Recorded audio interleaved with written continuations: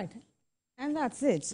Those are the papers. Of course, a number of them, a number of the big stories that is stick out. Of course, we started off on the show this morning talking about the election in the United States between Kamala Harris of the Democrats and, of course, the Democratic Party and, the Republicans, Donald Trump.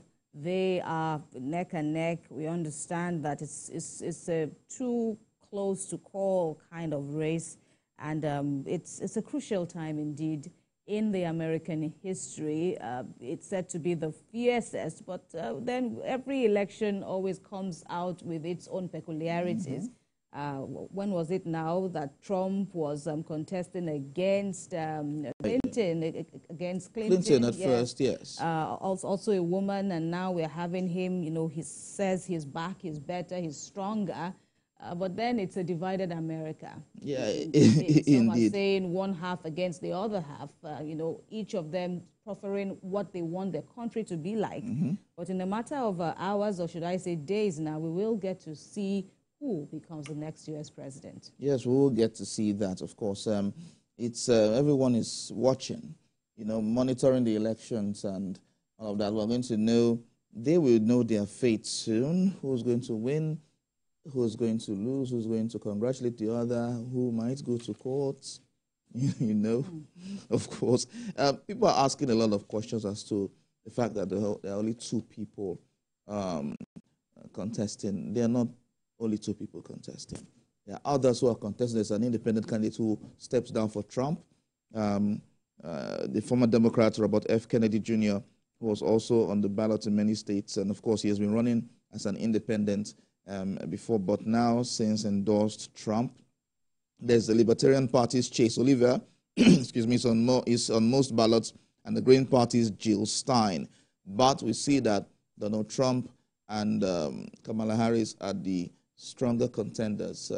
Basically, of course, they are, because of their personalities and the parties they are both in. But we wait to see.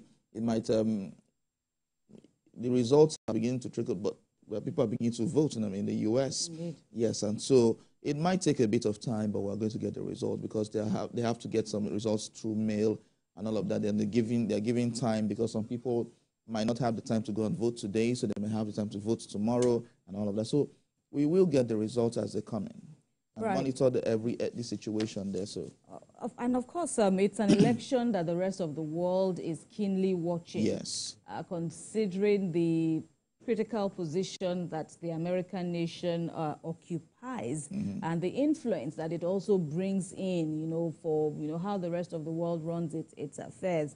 Nigeria is watching. Obviously, and there are so many, takeaways to talk about.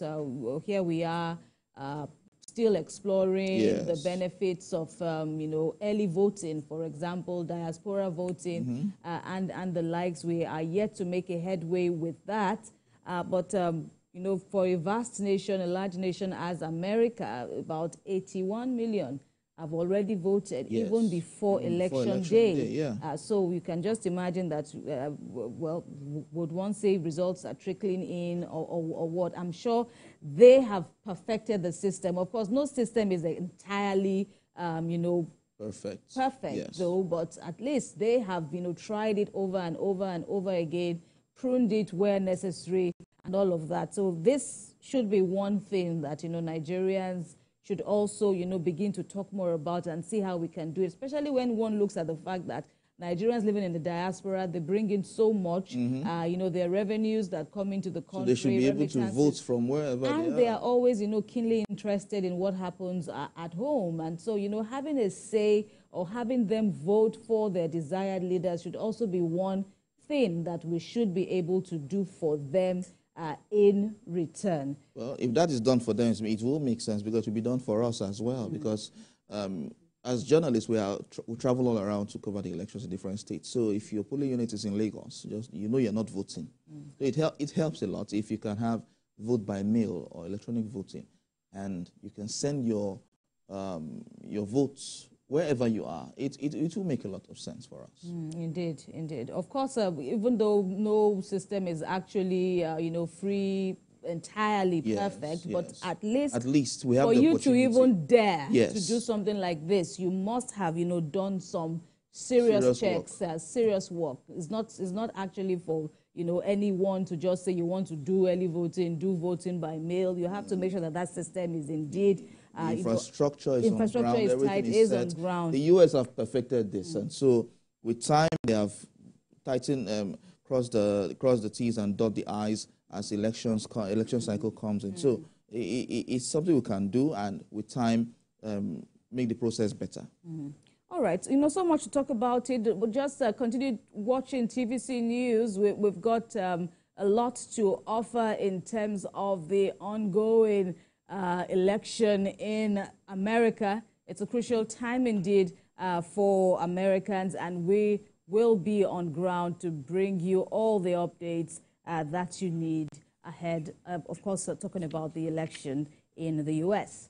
Still ahead on TVC Breakfast, President Tinubu says proposed tax reform bill will boost economic prosperity contrary to fears of those against it. Join us for this conversation after the break.